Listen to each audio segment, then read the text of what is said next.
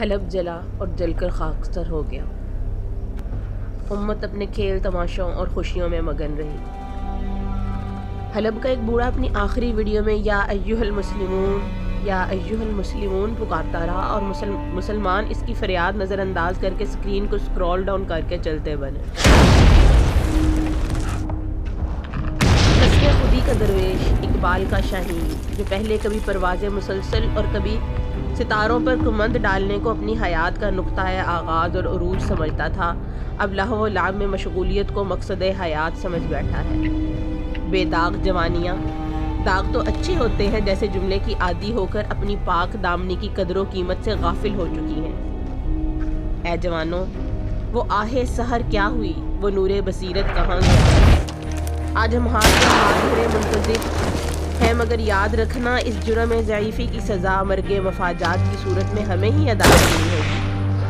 عافیہ صدیقی کی آہوں کو کیسے بھول گئے، برما کی بہنیں کیسے فراموش کر دی گئیں، کشمیری ماؤں کے آنسو کیسے نظر انداز کر دیے، شامی بچوں کے قحط زدہ چہرے کیسے تمہاری نظروں سے اوجھل رہے، وہ تمہاری روح بلالی کو کیا ہو گیا، تلواروں کی چھاؤں میں سجدہ کرنے والی پیشانیاں کیوں کر خواب و خیال بن گئی۔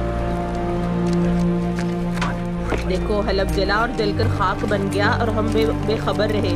اس بے خبری کی سزا کل کو ہماری بیٹیاں بھگتیں گی۔ بخدا یہ بد دعا نہیں، نوشہ دیوار ہے۔ کاش کہ اب بھی ہم سمجھ لیں، اب بھی سمجھ لیں۔ اب تو سکوت ڈھاکہ کا غم منانے والے بھی چند ہی بچے ہیں۔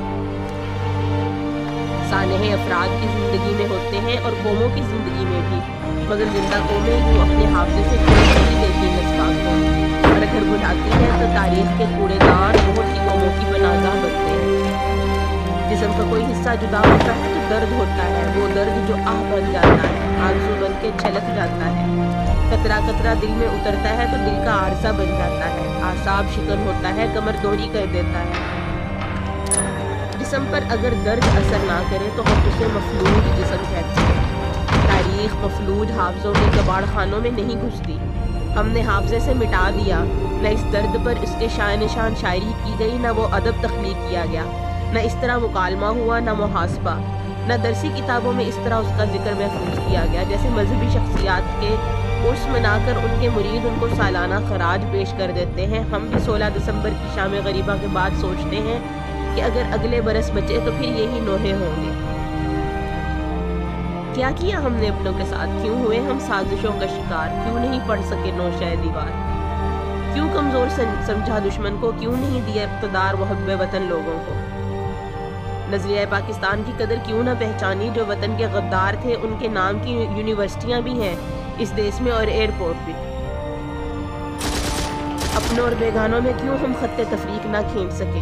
مشرقی پاکستان تو چھن گیا مگر بنگلہ دیش بھی آزاد نہ ہو سکا کہ بھائی ہی بھائی کا غمخوار ہوتا ہے۔ لیکن بھائی تو دشمن کا دوست ہے، دشمن کے دوست کو بھی گلے نہیں لگا سکے۔ آج پھر سٹیج سجے ہیں اقتدار کی ہما سر پر بیٹھنے کے لیے، جو منتظر ہیں وہ حب الوطنی کے دعوے دار ہیں۔ ایک بازو کٹا کر بھی ہم سفارتکاری میں ناکام، خارجہ پالیسی میں فلاح، پھر دشمن کو کمزور سمجھے بیٹھے ہیں۔ جس نظریہ کی بنا پر دیس حاصل کیا تھا، اس نظریہ کی آبیاری نہ تعلیمی ادارہ کرتا ہے، نہ میڈیا، نہ والدین کو فرصت۔ یہ قوم ترکیب میں بہت خاص ہے۔ یہ قوم نظریہ سے بنی تھی، نظریہ سے رشتہ کمزور ہوا تو سکوت ڈھاکہ کا سانحہ دیکھا۔ آج ہم کیا کر رہے ہیں اس نظریے کی آبیاری کے لیے؟